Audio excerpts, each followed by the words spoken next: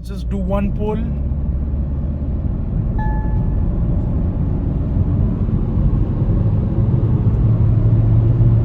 That's it, that's it, that's it. Look how my mind plays. Little bit of fame, little bit of hate, little bit of change. Watch the craze, keep it sane, don't fade away.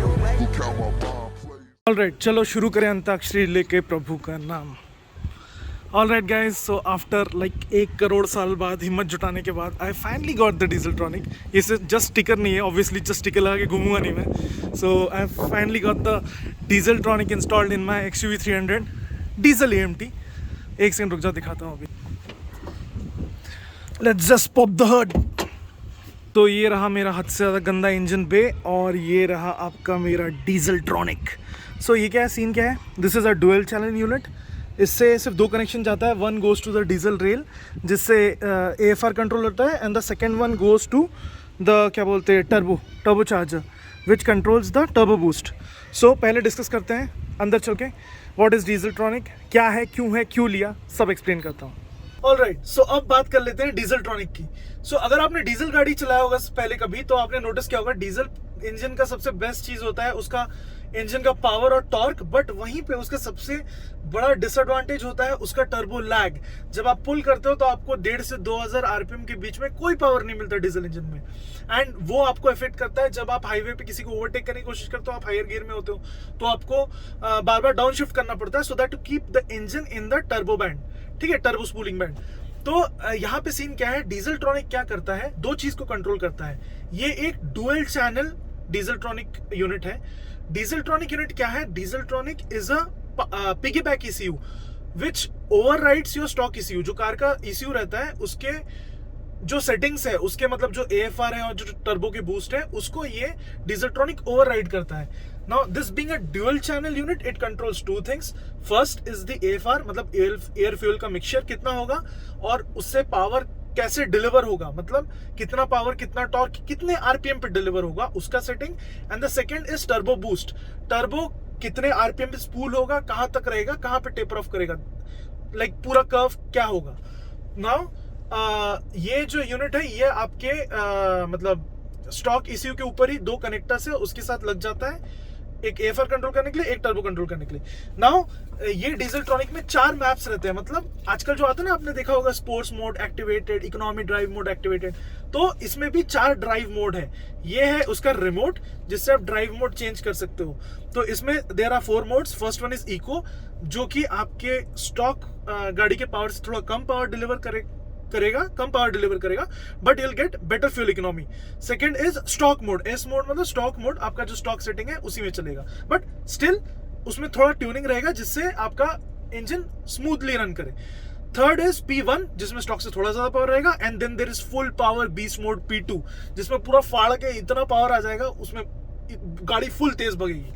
तो ये 4 mode हुए. ठीक है, अभी इसके में मतलब अगर डिफरेंस बताने जाऊं तो उससे क्या हुआ है. पहला जो चीज है कि स्टॉक उसमें क्या होता है कि जब टर्बो स्पूल होता है तो आपको झटके लगते हैं, आपके पैसेंजर्स गाड़ी में जो बैठ रहे हैं उनको भी झटके लगते हैं.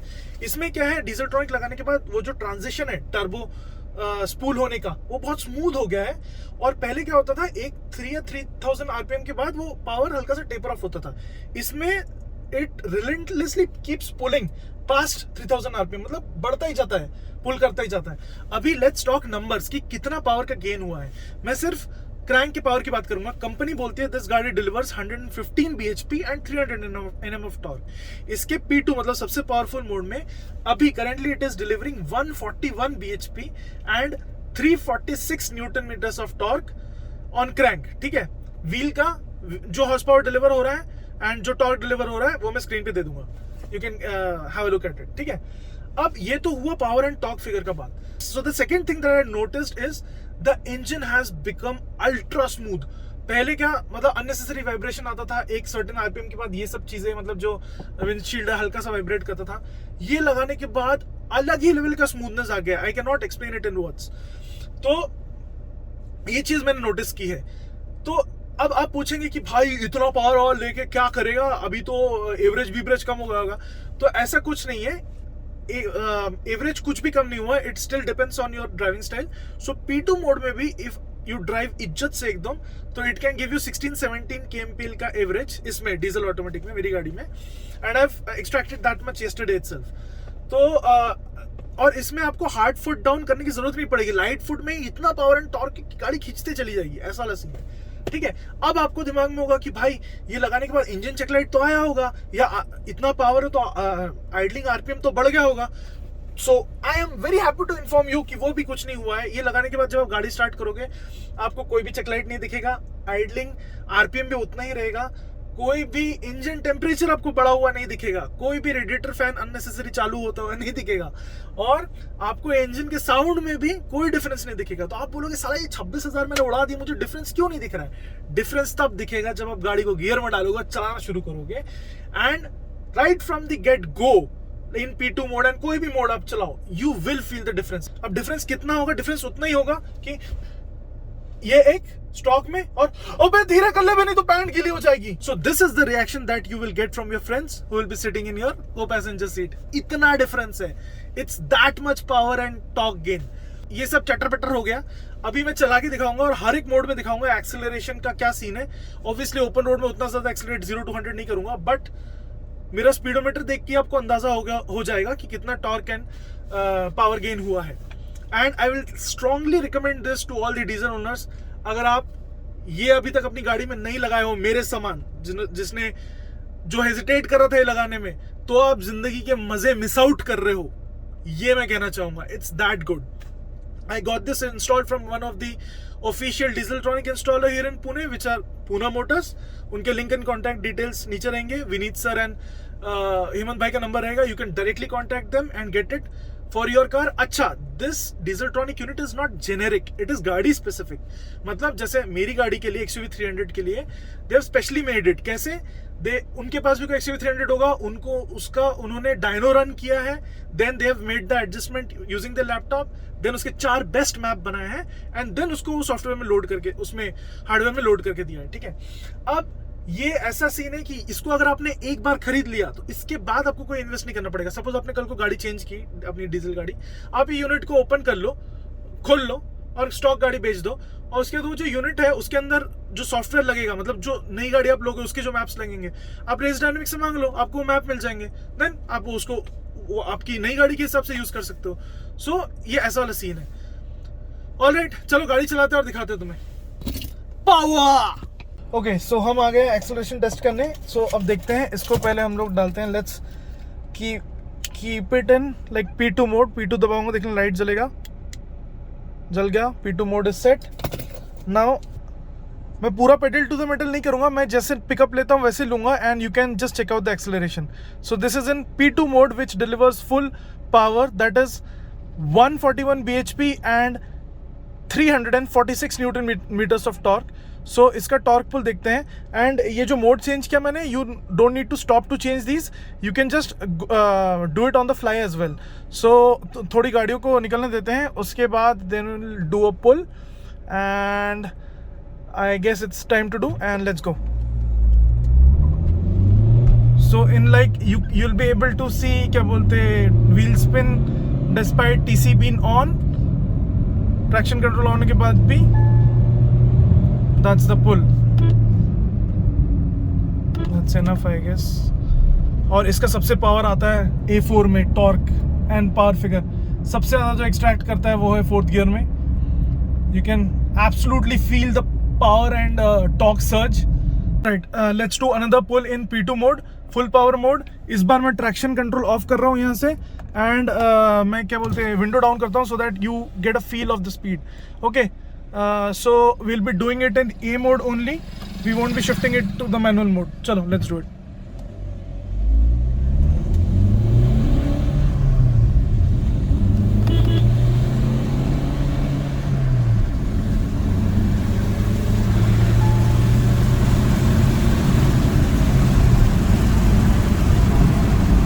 That's enough, that's enough, that's enough.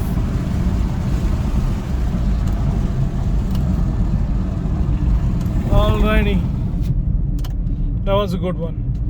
Okay, so अब देखते हैं इन गियर एक्सेलरेशन में क्या फर्क पड़ा है इससे। In gear as in I shift to manually shift to third, let's just quickly shift to third, and then देखते हैं कि 3rd to 4th में ये कितना जल्दी पिक करता है. ओके, सो अब मैं इसको ए में डाल देता हूँ. I have put it in a. अब I guess see the pull.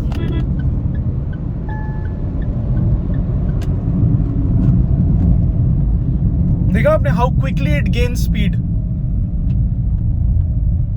And the engine feels like god level smooth. Oh my god. Earlier it used to vibrate and used to feel little bit grainy, but now it feels like makhan, butter, like serious butter. Let's just do one more roll on test from 3rd to 4th gear. This time I'll keep the car in manual in the 4th gear. Let's see. All right, let's just do a 4th gear roll on test and see how it picks up speed. This is kept in 4 manual. That's enough, I guess. Not safe to do these tests on the public road. So I guess that was it. And और एक मुझे जो मन में doubt था, that was कि ये जो है how this Dieseltronic will fare with the automatic as in the AMT gear box. मतलब मन में डाउट था कि इसको वापस ए में डालते हैं कि इस डुओपोल कि ये AMT के साथ कैसे रिएक्ट करेगा. क्या देखो, क्या इससे ज़्यादा फर्क पड़ेगा, मतलब कुछ झटके लगेंगे या AMT ढंग से ऑपरेट नहीं कर पाएगा, उसका कुछ इशू होगा? Absolutely nothing. कुछ भी इफेक्ट नहीं पड़ा है इसका डीजलट्रॉनिक का इसके ऊपर, AMT के ऊपर. रादर इंजन स्मूथ होने के कारण AMT now feels even more smoother. तो ये मेरा एक मन में जो बड़ा डाउट था वो यही था, इसके कारण ही ये डीजलट्रॉनिक लेने में इतना डिले हुआ, क्योंकि मन में एक डाउट था कि AMT के साथ कैसा चलेगा, हिकअप्स तो नहीं आएंगे, AMT गियरबॉक्स को इशू तो नहीं हो जाएगा, इसलिए नहीं लिया था. But now that I have gotten it, I can answer all your questions that are in your mind. So do shoot them in the comment section below. I would love to answer them. Let's just do one poll.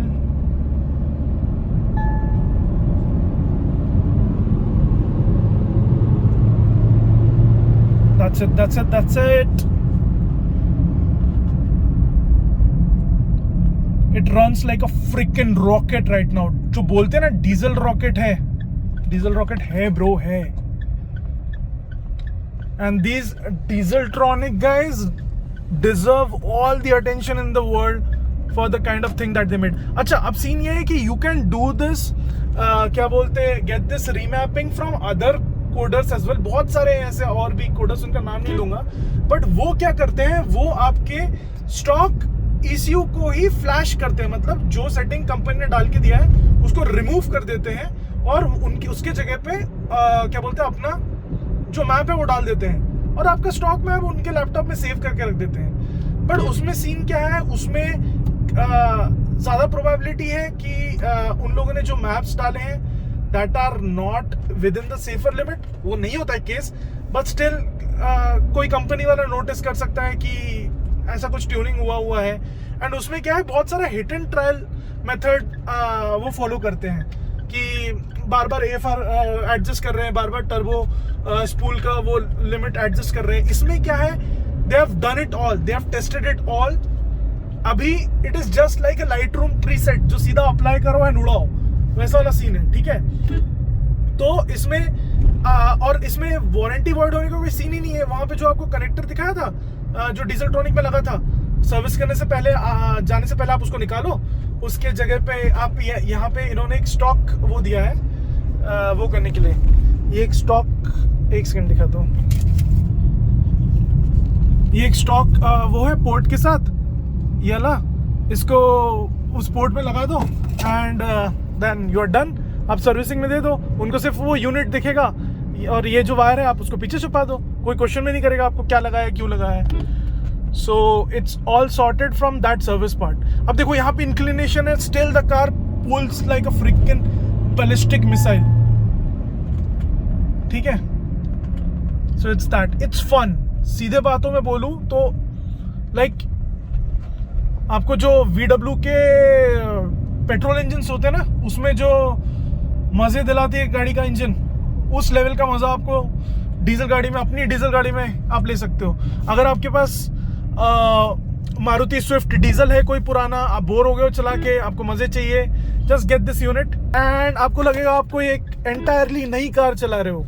So it's available for all the diesel cars at Race dynamics.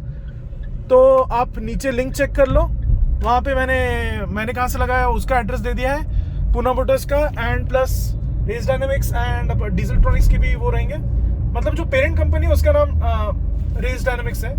They make these remaps for petrol as well as diesel engines, but उन्हीं का एक sub unit अभी उन्होंने बनाया है which is exclusively called Diesel Tronic, जो कि सिर्फ डीजल गाड़ियों के लिए बनाते हैं और सारी डीजल गाड़ियों के बनाते हैं। तो ये आपका गाड़ी स्पेसिफिक रहेगा, आप अपनी गाड़ी का नाम बताओ, वहां पे मॉडल एंड ईयर चूज करो। इसमें 2 टाइप के आते हैं यूनिट, एक सिंगल चैनल यूनिट, एक dual channel unit. Single channel में सिर्फ आपका AFR कंट्रोल होता है, डुअल चैनल में आपका AFR के साथ टर्बो बूस्ट भी कंट्रोल होता है, तो ऑब्वियसली आपको ज्यादा पावर मिलता है। अब सीन ये है कि इसको लगाने के बाद, नहीं ये डीजल गाड़ी है फिर भी इसका कोई एक्स्ट्रा धुआं नहीं निकल रहा है, कोई भी अनबर्न्ड फ्यूल बाहर नहीं आ रहा है, कोई भी धुआं हुआ कुछ नहीं आ रहा है गाड़ी में, ना ही आइडलिंग RPM में फर्क आया है, ना ही कुछ। Everything is working as it use to work. कोई भी टेम्परेचर में राइज नहीं है, कोई भी कुछ भी सीन नहीं है, बस जो पावर है वो फाड़ है।